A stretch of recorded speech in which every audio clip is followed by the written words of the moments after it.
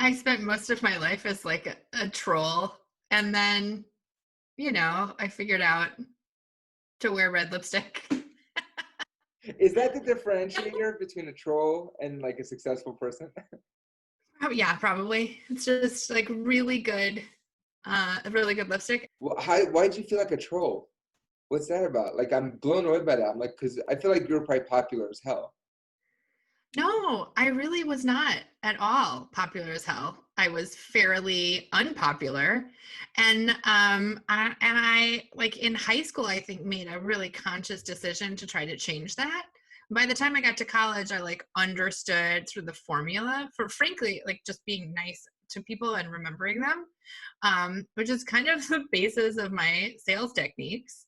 But no, when I was the absolute worst. I was awkward and I was chubby and I had curly hair I had no idea what to do with, and glasses and braces and acne, like the whole thing. I'm not kidding when I say troll. This is so, oh my God. So you just went there. Like, we're gonna go here. Check this out.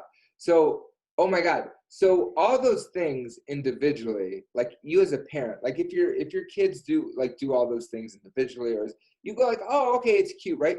What do you think it does to people? Like, did people react to you negatively when you were in high school and you were all those things, like the curly hair, not knowing what to do with? Like, Yeah. what was the reaction and the I mean, reason? no, let's see. I think in the way that someone has to be kind of self-possessed in order to have people feel comfortable around them, like you have to feel comfortable in your own skin so people can feel comfortable around you. I think I was having some of like, that wasn't clicking. But I, I I'm not willing to admit that I'm so far out of that model now. I think I just like have a better hairstylist maybe and know where to find the good lipstick. But you're so likable though. Like, like you generally, like, you're such a kind person. You're a great listener. Like, talking to you is like, it's a joy. Like, it really is. Like, it's so fun talking to you. I always feel like $1,000,000 afterwards. Ron, you're very kind. Not everyone feels that way. About you? Yeah. I'm not convinced. I mean, I believe you, but that sucks.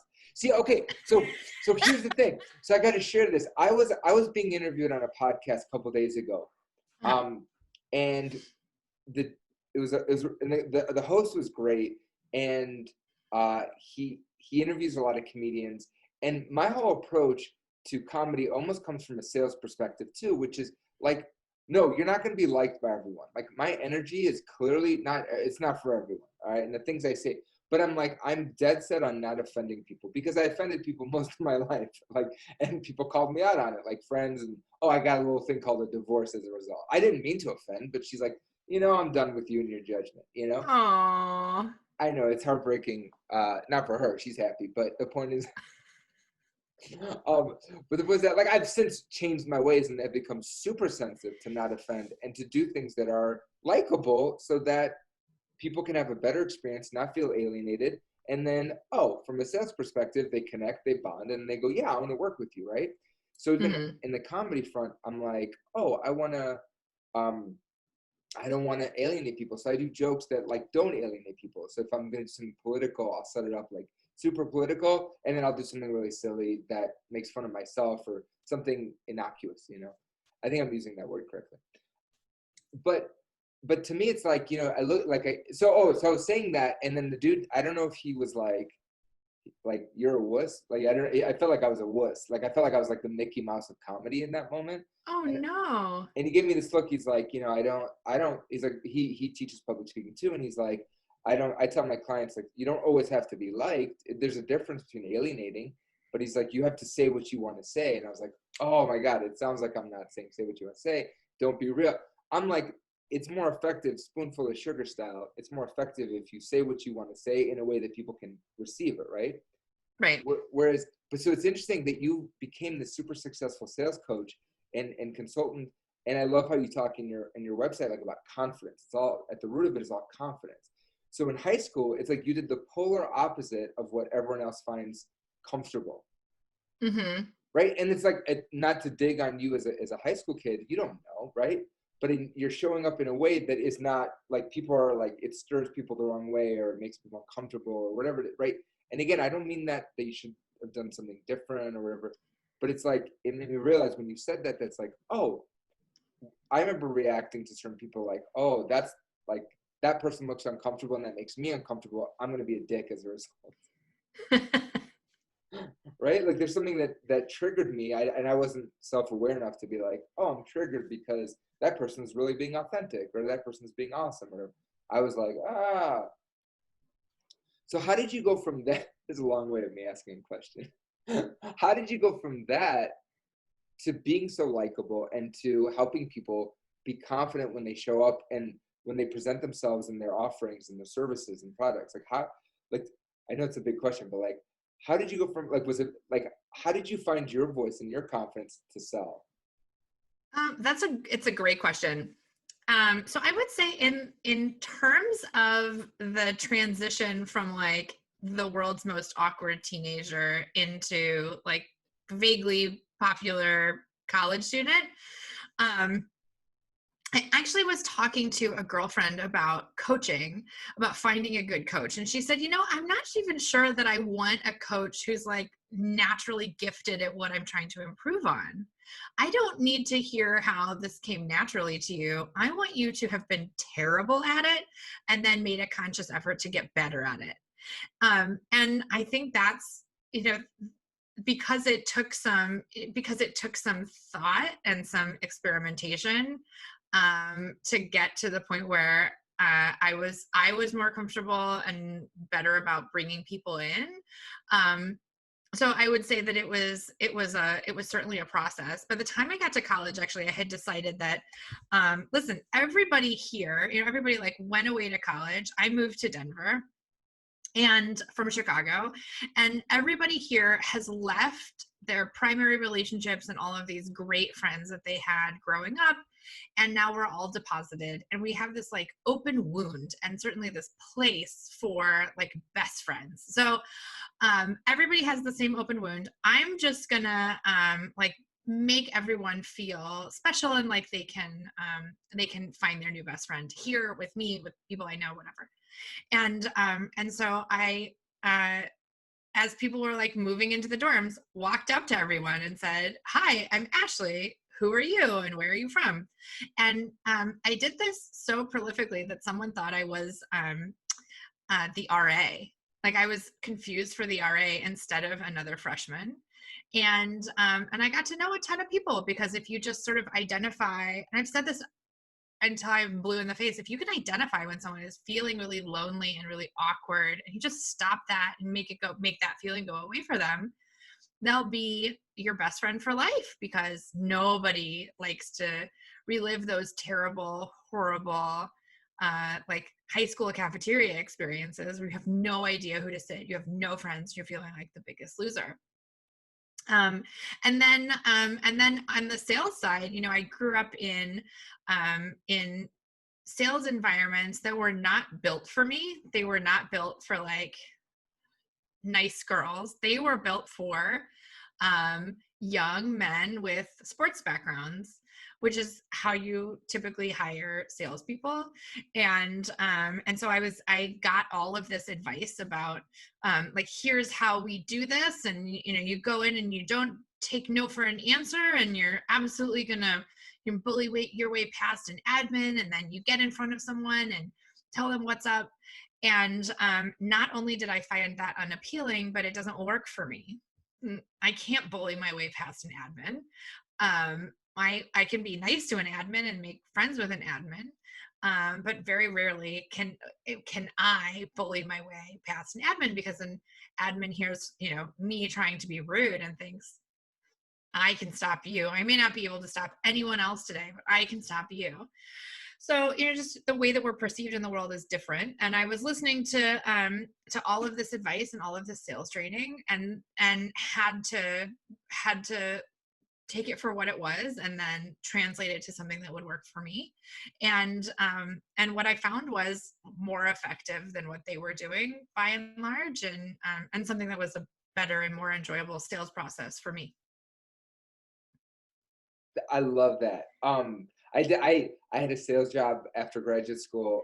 I was selling I was selling subscription, or not subscriptions, like the subscription sales where, or like the pizza sales, like the rewards when kids sell a lot of books or something, or Mm-hmm. fundraiser stuff, like fundraiser incentives. I think that's what it is. And I went back to, I was working with junior highs, and I did an event for like a competitive junior high to the one that I went to. And so I was like, oh, I was like, and I was being trained by like a dude, this guy who was like, "Roar," you know, like a sports guy. And that's like Yeah. so not me. And I remember driving home, I was like, oh, I'm going to use this opportunity as a hook to go to my uh, junior high, and they don't have a contract with them. And I walked up to the admin in the front, and I was like, I'm very upset. I'm very upset right now. And I was wearing my like uniform from work. And she's like, what, who are you? You know? And I was like, listen, I went here. I went to Edgewood Middle School. I went to Edgewood, and I just came back from Elm Place, and they hired us, and blah, blah, blah. And you guys should have did it. And the woman's like, first of all, don't be upset. And like, she just looked at me like, we're done with this conversation. You just came on way too strong, and I'm not going to talk to you. You're an idiot, you know? And I was like, oh shit. Okay. And I remember just like, cause it was so inauthentic, versus I could have come in and Mm-hmm. just been like, hey, I used to go here. I just went to this other school. Can I talk to someone that Right. that's in Right. charge of fundraisers? So it's like that salesy, like sporty, like, or aggressive. Um, but actually, like the part, I think you nailed it. And this part of the story is so fascinating to me. So you grew up in Lakeview though, right? Like you went to high school Yep. in Lakeview. So how do you go from high school in Lakeview, which I'm sure is very intense, very tough, uh, where again trolling, to being just so like caring about others, and just really understanding that it's about the other person, making the other person comfortable in Denver? Like what was that like? How did you go from Lakeview to Denver? I didn't know you were in Denver. I was. I actually, nobody ever says this, but I can't stand Denver. It's not my favorite city at all. Sorry. Sorry, everyone, all of my dear friends in Denver.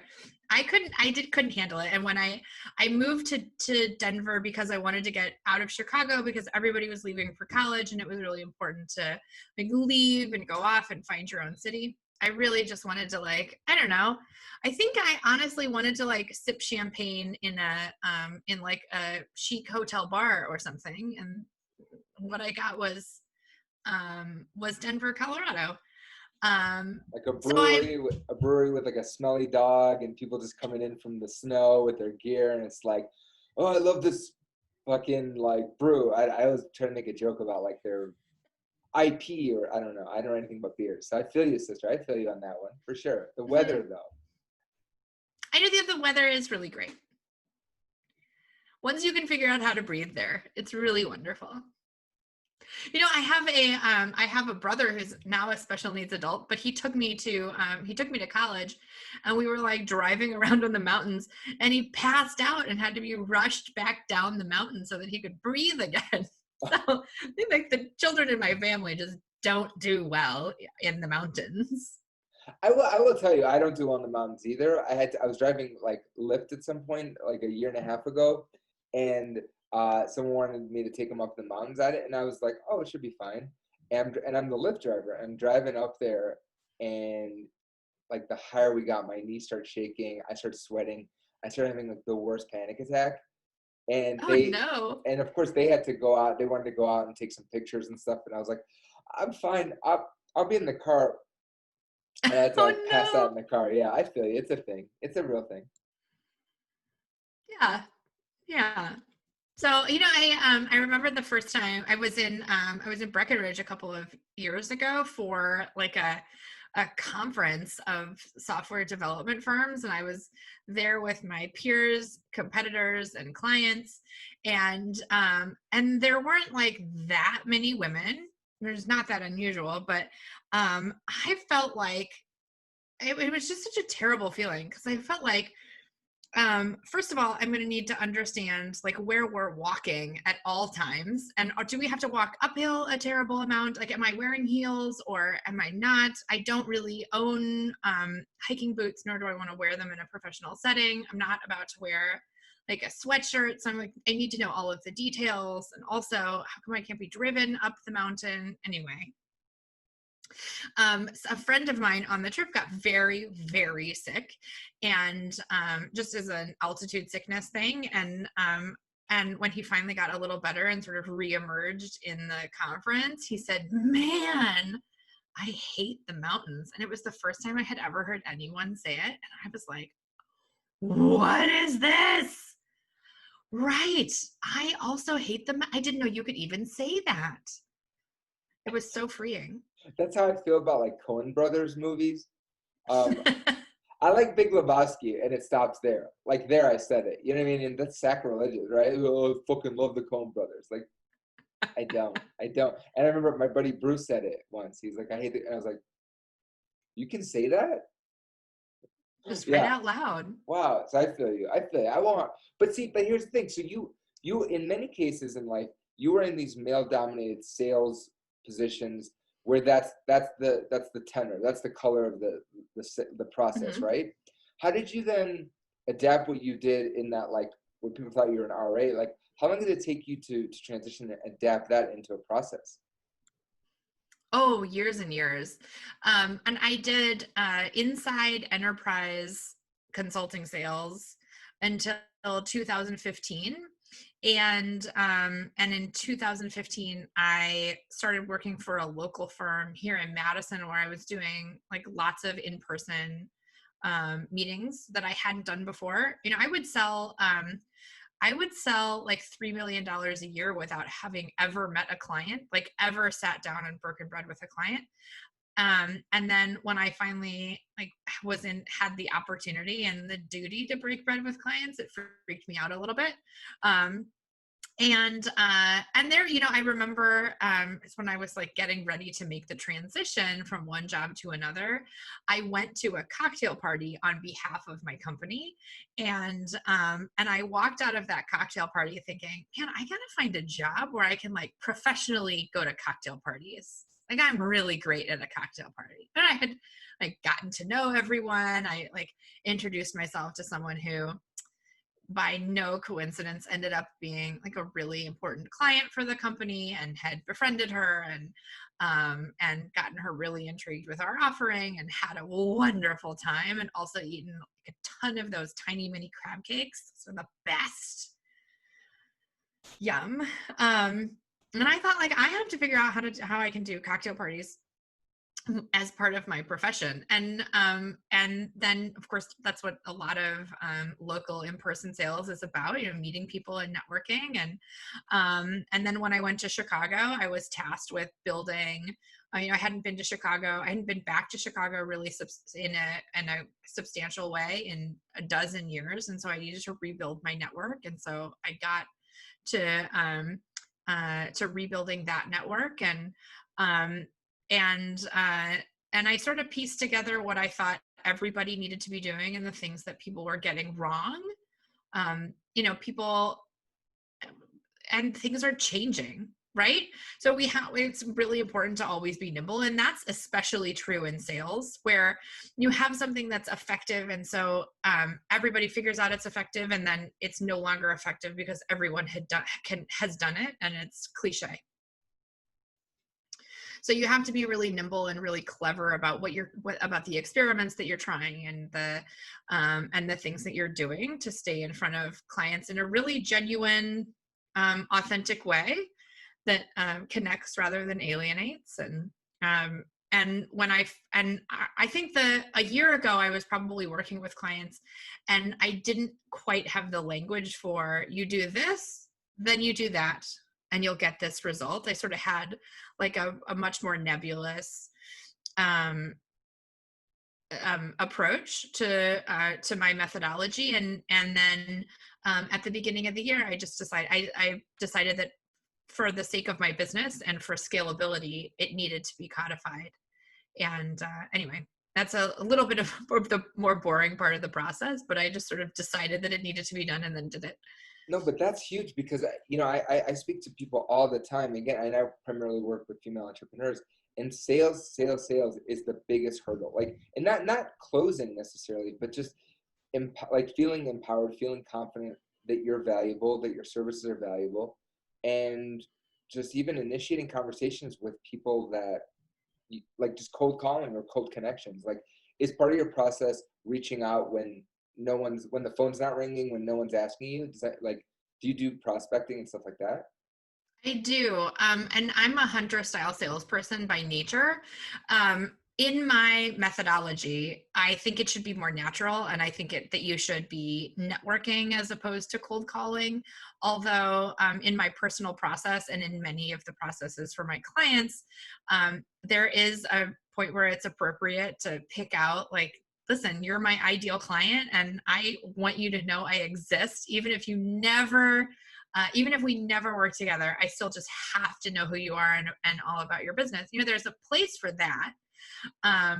But I think it should be absolutely minimized. When I talk to people about sales, when they say like, oh, I really have to sales, like I really have to add some business development time on my calendar, they always are thinking about, oh, they'll have to cold call. Like they'll have to do all this stuff that feels awful. I'll have to pick up the phone. I'll have to buy a list. I'll have to, and I don't think that that's true. I think especially in service-based offerings where most of the business has come from referrals. If most of your business has come from referrals, there's no reason that in order to get more business, you go to cold calling. It just doesn't make any sense.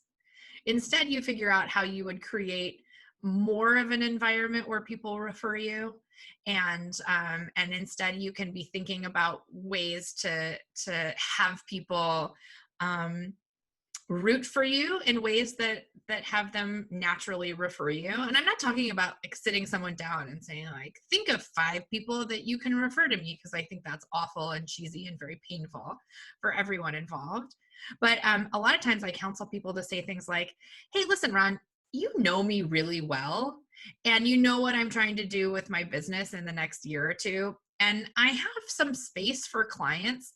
And I'm wondering, who do you think I should talk to that I'm not talking to right now? Like, who am I missing? And if I've done the right groundwork of like building a relationship with you and having rooted for you in your business and told you enough about me and mine that you're really rooting for me too, you'll come up with some really interesting places for me to go seek new business. 100%. That's such a healthier way of doing it. I think people get so overwhelmed with who they don't know, and they put all that energy in, I don't know anyone, instead of going, oh, well, let's look through the list and who's the connector. This is what we talk, our friend Megan Conter, like her and I always talk about this, that it's like, she's always, after every call, she goes, who do you want to be connected with? And then literally just yesterday, I think, or 2 days ago, we spoke, and I was like, oh, right now I have room for 2 more people that I'd like to connect with. And I was describing the kind of work I'd want to do with them, But in contrast, I remember when I was starting off my business, hearing from dudes like that studied with other dudes, you got to make time every day, even if you're just making 5 cold calls a day. Yeah. 5 days a week, 25 people, and I was so turned off by that, because I was like, who are these fucking people? Like, who am I calling? Right? Like, well, it's really old school. Like, it's not, that worked 25 years ago. It worked 25 years ago. If you haven't evolved, it's a really serious problem. And I tell people all the time, listen, I am the 5th generation salesperson in my family. My older brother is a salesperson. He actually does the exact same thing in the same industry. My dad was a salesperson. My grandfather would have gone like door to door selling stuff. And at the time he was doing it, people were looking forward to door-to-door salesmen coming by, because that's how you'd learn about the new technology. You wouldn't have a sense of what was new and what was helpful until someone came to tell you about it. Well, now we're inundated with information. And so the way we perceive that style is very, very different, because we're trained to put up a guard. Every time someone tries to tell us something.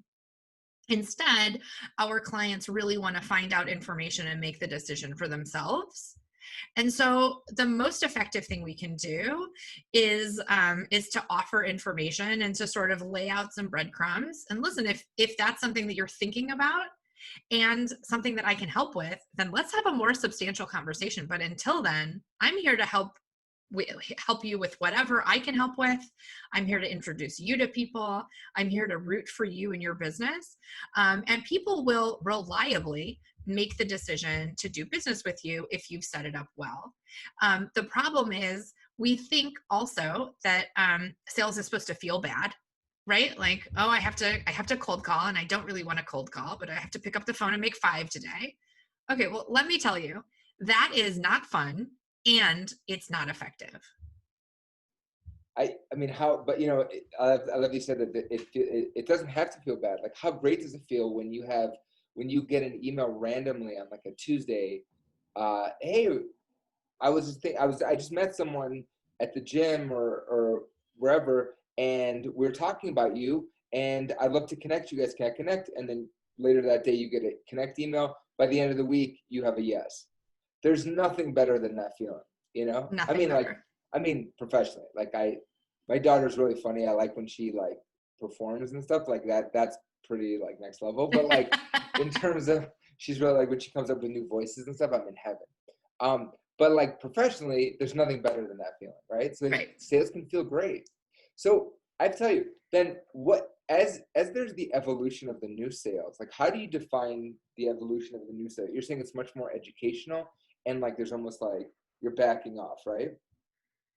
Yes, you absolutely are backing off. So, we know that having a really good like content strategy is effective and having a really good SEO strategy is effective. I think also those are expensive and long range strategies. So if you're not going to make that investment, or better, if you haven't made that investment 3 years ago, right? Like if you haven't been working on it for 3 years, the quicker way is to do some really well done networking and some maybe trading of referrals. And you know, I'm still talking to people who are like, well, I'm going to make a list of the 40 accounts I should go after this year, and then I'm just going to go after them. Like Traction, which is the book that lays out the entrepreneur's operating system, their section on sales, and I have great respect for the work that they're doing, but their chapter on sales is pathetic. It literally says, go make a list of the people that you can do business with and then do business with them. Like, oh, Oh, it's was that that easy. all I had to do? Silly Okay. goose. No problem. Like it's just so sophomoric. And I still talk with people who are really stuck in like, I'm gonna make a list and then I'm gonna go after that list.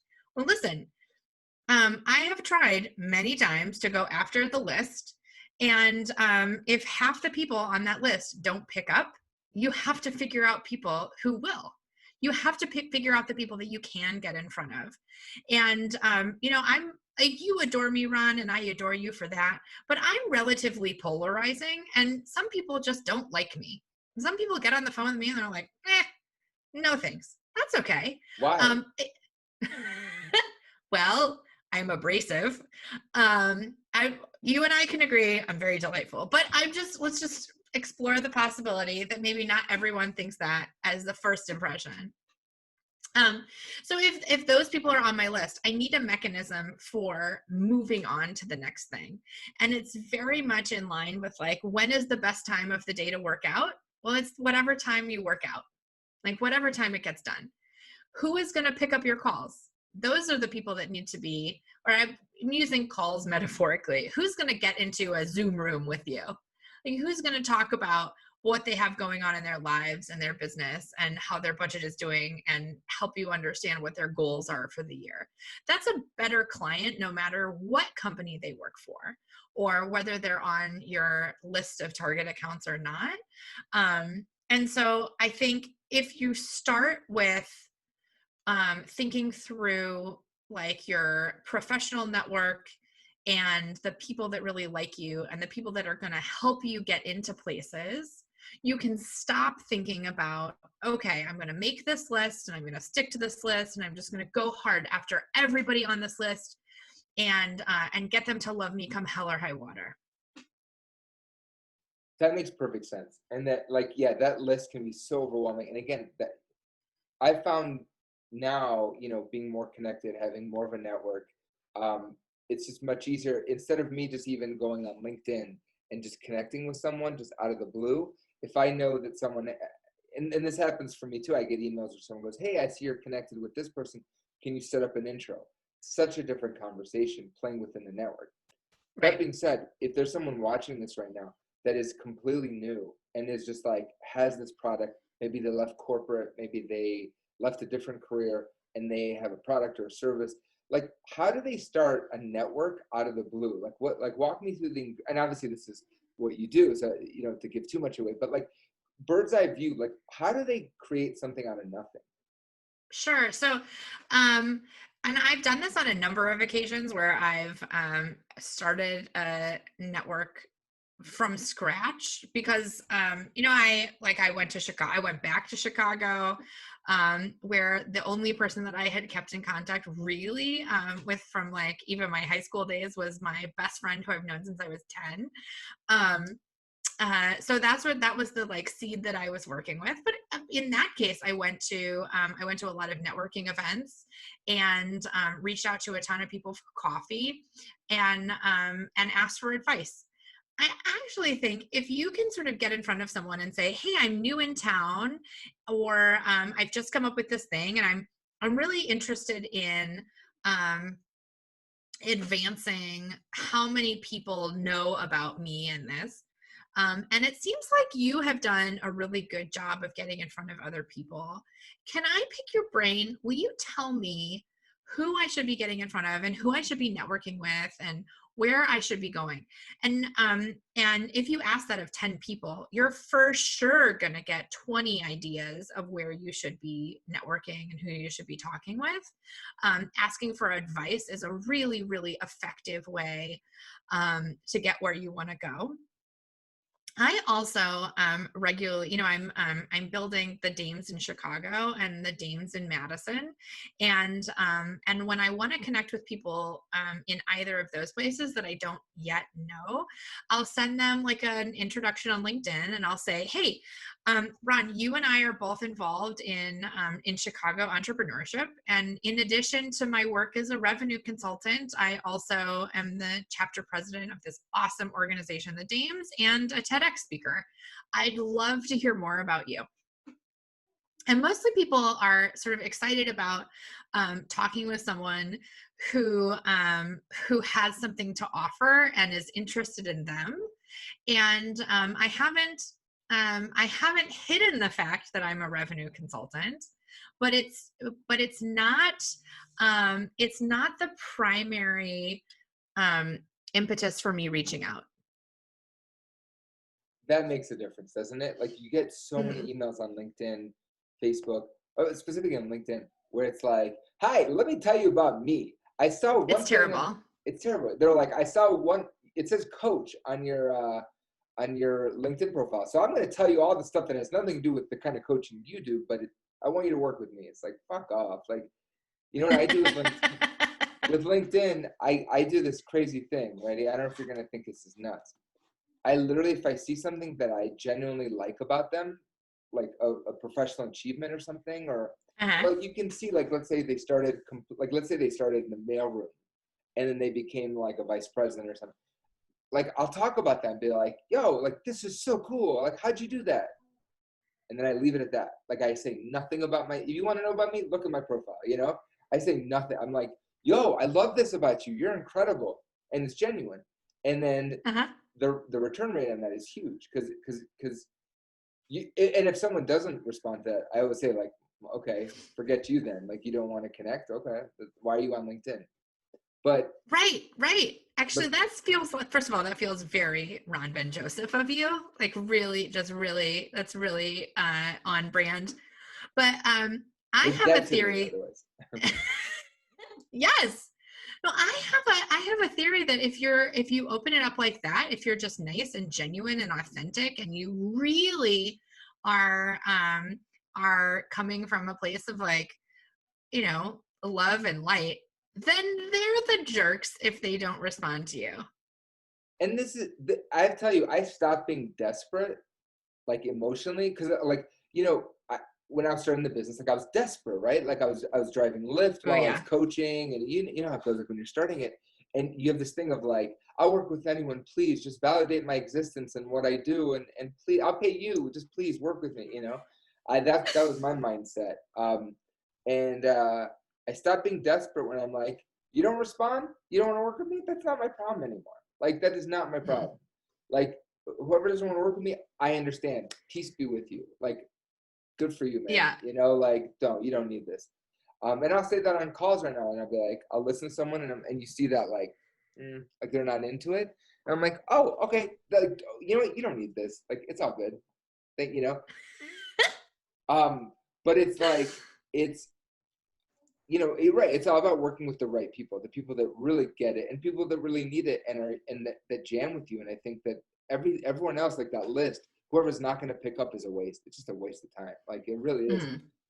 And I say that again. I had the gun to my head. My marriage was failing. We had a kid in daycare.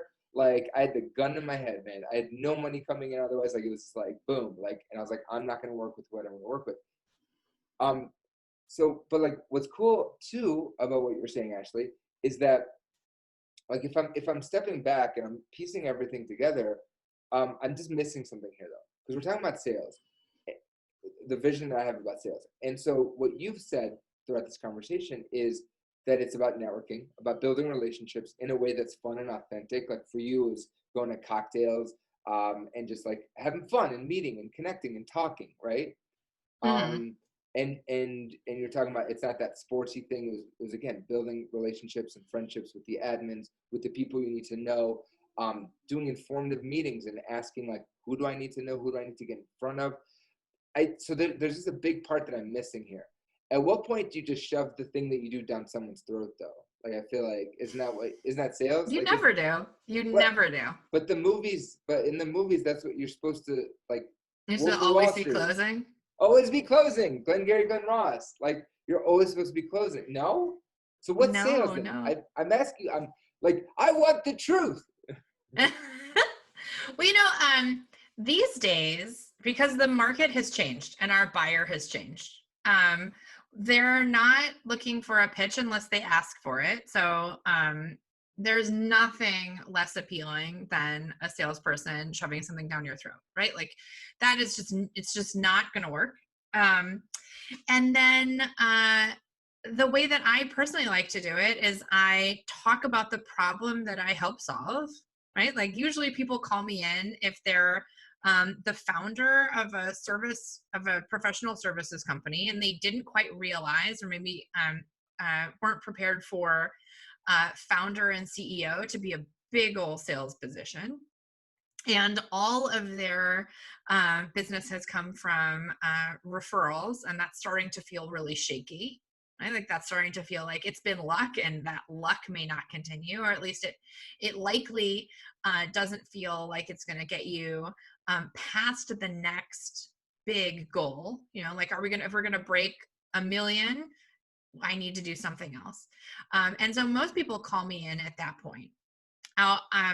What I say to people is essentially that, and then I follow it up with like, anyway, tell me all about you.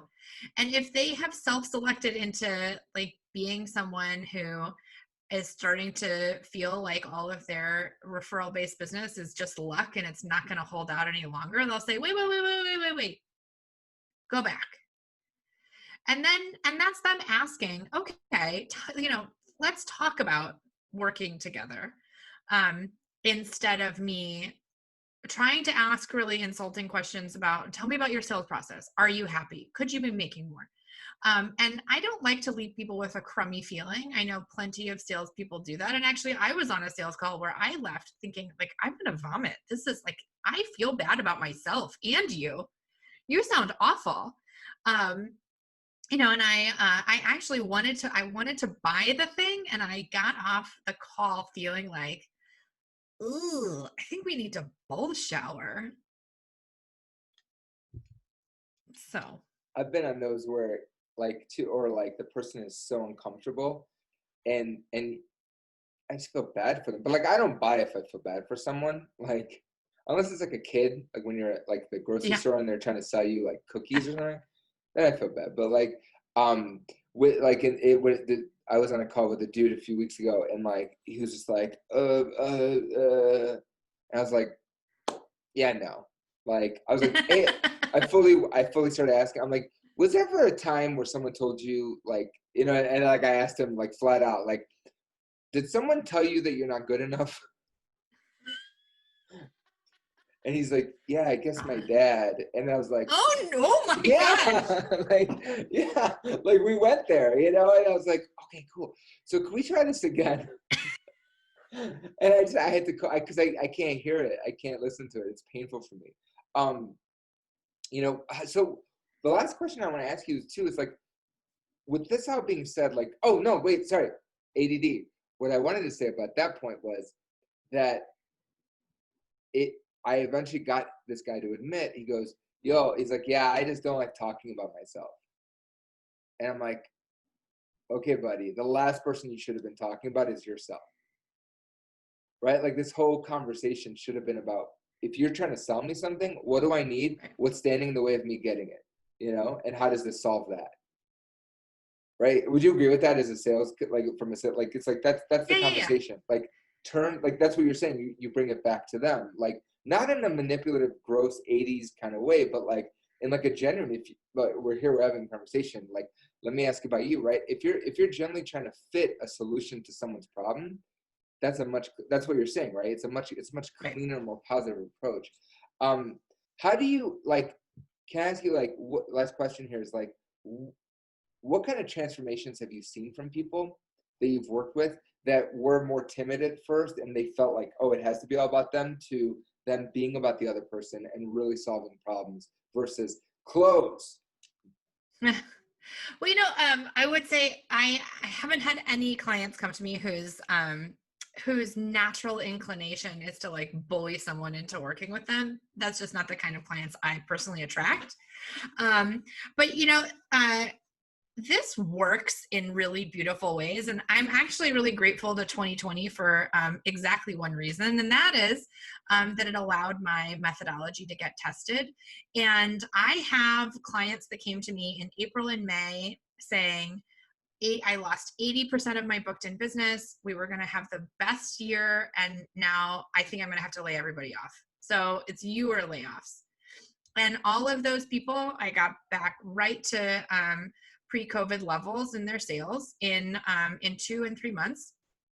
And everybody who was with me in March kept on humming. They didn't take a dip in their sales, even though the world was like stopping, and all of their competitors were finding that clients were pulling budgets and scrapping things that they had said yes to, and my clients kept on humming. And that's enormously gratifying. I think being able to say, you get to just be you, and you get to be really genuine, and the sales part can feel good. It can, because you have put something really wonderful into the world with your business, and getting it in front of people can be a really wholesome, really wonderful activity. And I talk about this all the time, but I feel like if you can sell something, you can make a living from it, you can do anything. I think it's actually the most beautiful, like it is dreams coming true. It is your dream putting food on the table for your family. I think it's just wonderful. But you have to figure out how to sell it first. And if we're talking about, okay, let's teach you how to sell it so that your dream can feed your family, it comes from a different motivation than, well, we have to make all the money, we have to get all the commission, we have to hit all the quotas. That's beautiful. You just said that so succinctly. Yeah, like I joke, I don't mean this for sure, but like I joke sometimes. I'm like I sometimes divide the world in my head to 3 different kinds of people: those that have tried stand up, those that sell, and those that don't. You know, because stand up is just crazy. Like that's just really hard. You know, that's like one of the hardest things, most like purest, vulnerable things you could do, and then and then the other. But that's a great way to say this, and power too. That's incredible that your clients have continued to thrive throughout this crazy thing. It doesn't have to. I mean, again, I'm like very cautious. I'm very confident lately because I've seen the same thing. My clients have grown. We've seen amazing responses. I've had a record-breaking year, which I'm so grateful for when I know so many people are not having that. But it to me, I think a lot of the people I work with saw this year as, wow, we were heading in a direction where everything has to move online. Everything's going to be different, and you better sink or swim. Like, we better pull the plug now. And those first few months of March, April, May of Corona, like a lot of that time, whenever I wasn't working, was spent on literally just calling clients. And I know this is true of other coaches that I work with, that they just called clients and said, "How are you doing? How are you transitioning online? Do you want to spend just quickly an hour going over how to move online or whatever," right? So I think the ones that didn't adapt, those are the ones that in many cases, not all cases, but in many cases, those are the ones that fell apart, right? Mm-hmm. So Yeah. that's cool. That's super cool that you're at the forefront of that adaptation and kind of stepping into the new thing. And it's amazing that, like, you codified your system and that it worked. So I want people to work with you. Where can they get a hold of you? You know what? Everybody can find me either on LinkedIn. I go by Ashley Quinto Powell, or at ashleyquintopowell.com. And as per usual, I will put a link underneath there. Ashley, I don't care what anyone says. I don't care what the half of the people that don't react. You know what? That's on them. Your greatness, your light triggers insecurity in them. I'm talking very general. Stop. Ron, I like you so much. Thank you so much for having me. I'm really honored. You're the best. Thank you. And this is helpful because like I said, a lot of people that I know are really intimidated by their role in the sales process. And I think you did a great job of explaining how to move past that and how to really connect and bond and make it about the other person. So you did it. You did exactly what I was dreaming of. That makes me happy. Thank you so much for having me, Ron.